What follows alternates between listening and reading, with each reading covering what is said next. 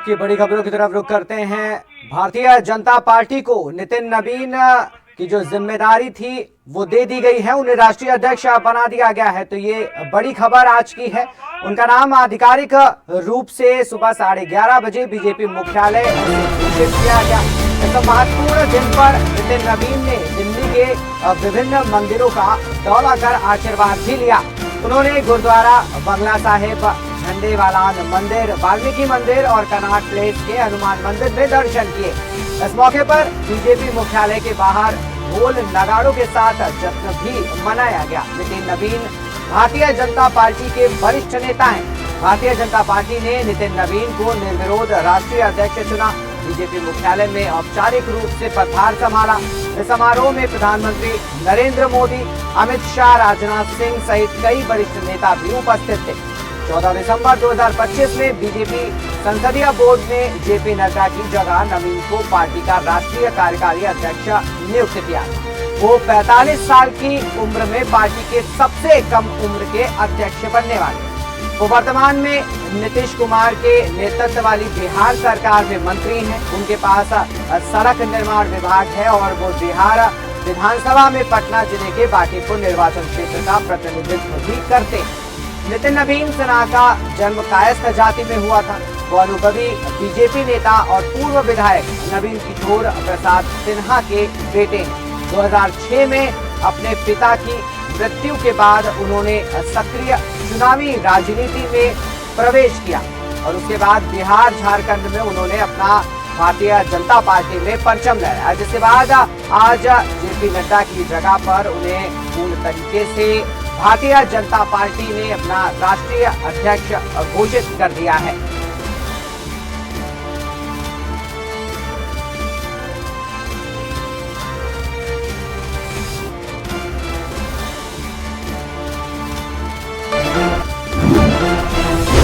बड़ी खबरों की तरफ बढ़ते रहेंगे। लखनऊ से भी एक बड़ी खबर है। मदरसों को लेकर हाईकोर्ट का अहम आदेश है। सिर्फ मान्यता न होने से मदरसे बंद नहीं होंगे। इलाहाबाद हाईकोर्ट की लखनऊ पीठ का आदेश है। श्रावस्ती के मदरसे की सील खोलने के आदेश है। 1 मई 2025 का DMWO का आदेश रद्द कर दिया गया, जबकि सुभाष विद्यार्थी की कोर्ट का आदेश है। मान्यता नहीं तो सरकारी अनुदान नहीं मिलेगा। अल्पसंख्यक संस्थान सुरक्षित है। हाईकोर्ट गैर मान्यता प्राप्त मदरसों को ये बड़ी राहत की खबर जो है वो सामने मिली है। तो मान्यता नहीं तो सरकारी अनुदान नहीं मिलेगा। अल्पसंख्यक संस्थान संरक्षित है, ये हाईकोर्ट का आदेश है। गैर मान्यता प्राप्त मदरसों के लिए बड़ी राहत की खबर सामने आई है।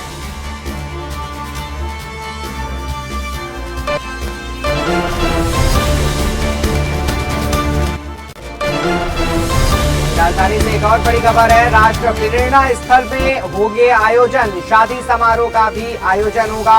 LDA ने विस्तृत योजना तैयार की। 3 अलग अलग शादी समारोह स्थल बनेंगे। 14 जनवरी को यूपी दिवस समारोह मनाया जाएगा। तो LDA ने विस्तृत योजना की तैयारी कर ली है। अलग अलग शादी समारोह स्थल बनाने की भी जो तैयारी है वो भी शुरू हो चुकी है। साथ ही साथ ये भी बात पूरी कर ली है कि जो शादी समारोह का आयोजन होगा, अब वो LDA वहाँ पर उस जो विस्तृत योजना तैयार कर रही है उसकी अनुमति दे दी गई।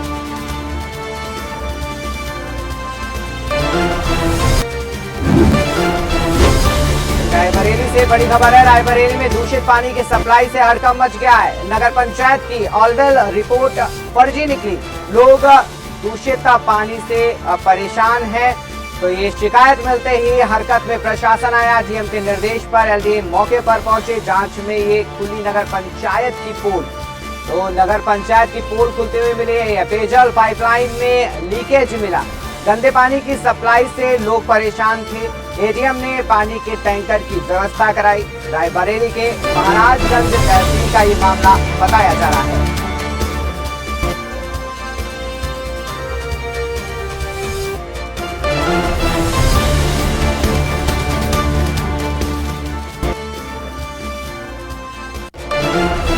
बुलंदशहर से बड़ी खबर है, जहां पर बीजेपी किसान मोर्चा के प्रदेश उपाध्यक्ष के बेटे की मौत की खबर है। संजय त्यागी के बेटे अंकित की सड़क हादसे में मौत। बुलंदशहर में हुए भीषण सड़क हादसे में अंकित की मौत की खबर है। अंकित के साथ उनके पीएसओ हॉस्पिटल के डॉक्टर की भी मौत की खबर है। गुलावटी के पास बुलंदशहर मेरठ नेशनल हाईवे पर यह हादसा हुआ।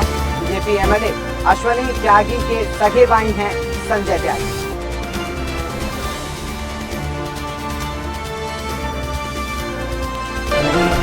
वाराणसी से एक बड़ी खबर है। ऑटो चालक का हत्यारा मुठभेड़ में घायल, पुलिस ने किया था आरोपी को गिरफ्तार। थाने में ले जाते समय पुलिस से छीनी पिस्टल, पुलिस टीम पर आरोपी ने की फायरिंग।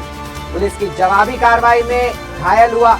सरेरा गला रेत कर उसने मौत के घाट उतारा था। वाराणसी के चितईपुर थाना क्षेत्र का ये मामला बताया जा रहा है, जहां पर पुलिस टीम पर भी आरोपी ने फायरिंग की। पुलिस ने जवाबी कार्रवाई करी और जो आरोपी था वो घायल हुआ, जिसके बाद उसे गिरफ्तार किया।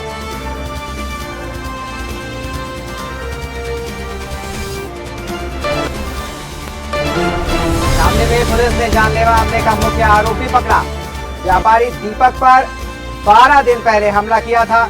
मामूली बात पर लाठी डंडों से हमला किया था। हमले में व्यापारी दीपक बंसल घायल हुआ था। आरोपी सन्नी के कब्जे से तमंचा कारतूस बरामद किया गया है। आदर्श मंडी थाना के माजरा रोड से गिरफ्तारी की गई है। तो दीपक बंसल को घायल करने वाला जो आरोपी था वो आज गिरफ्तार किया गया है। हमले में व्यापारी दीपक बंसल घायल हुए थे, जिसके बाद जो आरोपी है सनी उसे गिरफ्तार कर दिया गया।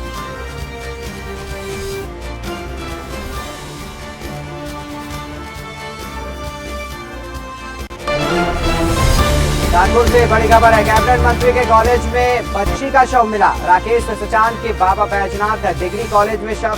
कंधे पर लटकता देख चौकीदार की बुलाई पुलिस। घटना के बाद से मृतक मासूम की नानी लापता। नानी के साथ बंद पड़े कॉलेज में रहती थी बच्ची। घाटमपुर थाना क्षेत्र के बरनाव मोड़ की ये घटना बताई जा रही है।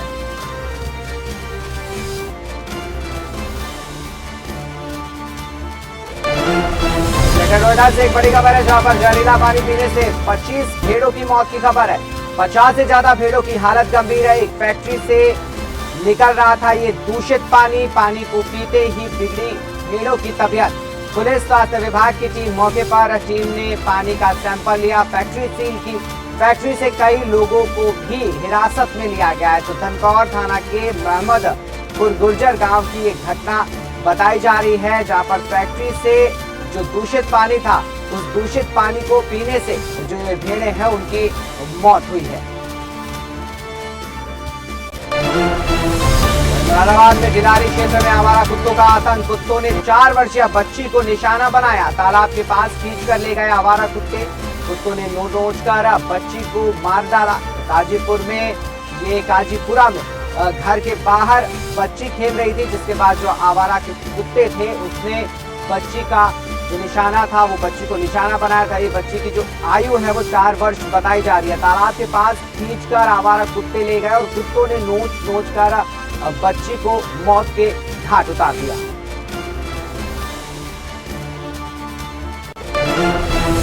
गाजीपुर से बड़ी खबर है, जहां पर कई गांव में बुखार के बाद 43 दिव्यांग हुए।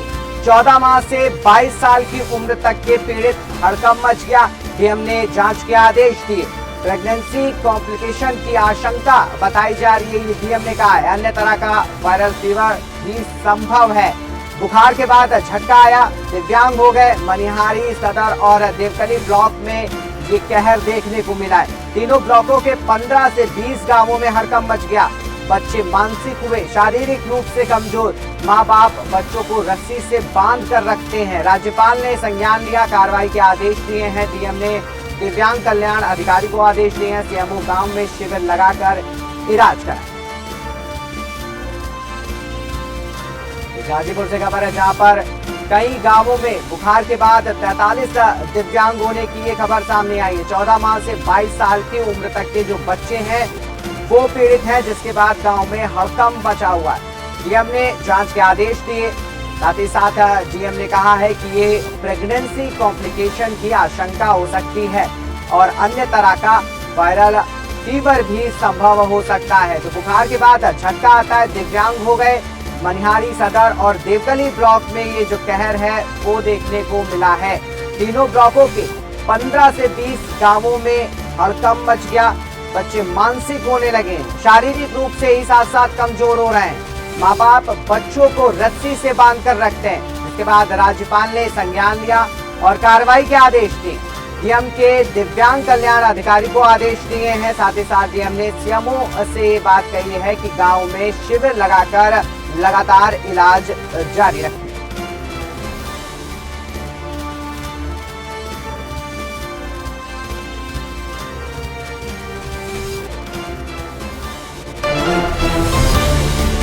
उत्तराखंड के देहरादून से बड़ी खबर है, जहां पर किश्तवाड़ में उत्तराखंड का लाल बलिदान आतंकियों से मुठभेड़ में जवान गजेंद्र सिंह गढ़िया शहीद हो गए। वीर गति से गजेंद्र गढ़िया के गांव में शोक की लहर है। शहीद गजेंद्र का पार्थिव शरीर आज पहुंचेगा गांव कपकोट के पीथी गांव में।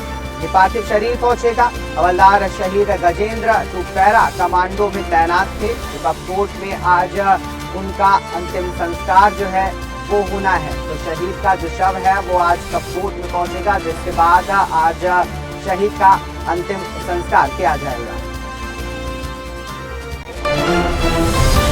उधमसिंह नगर से बड़ी खबर है, जहां पर सहकर्मी से दुष्कर्म के आरोप में युवक गिरफ्तार किया गया। पहचान छिपाकर होटल में दुष्कर्म का आरोप है। पुलिस ने आरोपी शहनवाज को गिरफ्तार किया। आरोपी शहनवाज पर धन परिवर्तन का भी आरोप लगा है। पुलिस आरोपी को आज कोर्ट में पेश करेगी। दोनों लोग एक मेडिकल स्टोर में काम करते थे। जिले के खटीमा नगर का ये पूरा मामला बताया जा रहा है।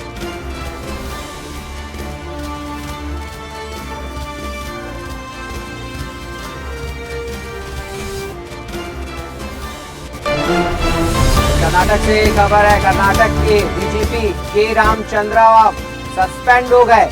अश्लील वीडियो वायरल होने पर कार्रवाई हुई। ऑफिस में महिलाओं से अश्लीलता का आरोप लगाया गया है। तो सोशल मीडिया पर इन दिनों कर्नाटक के डीजीपी के रामचंद्र राव की जो वीडियो है वो वायरल हो रही थी, अश्लील वीडियो वायरल हो रही थी। ऑफिस में महिलाओं से जिस तरीके से वो अश्लीलता करते थे उसकी वीडियो वायरल होने के बाद कर्नाटक के डीजीपी के रामचंद्र राव को सस्पेंड कर दिया गया है।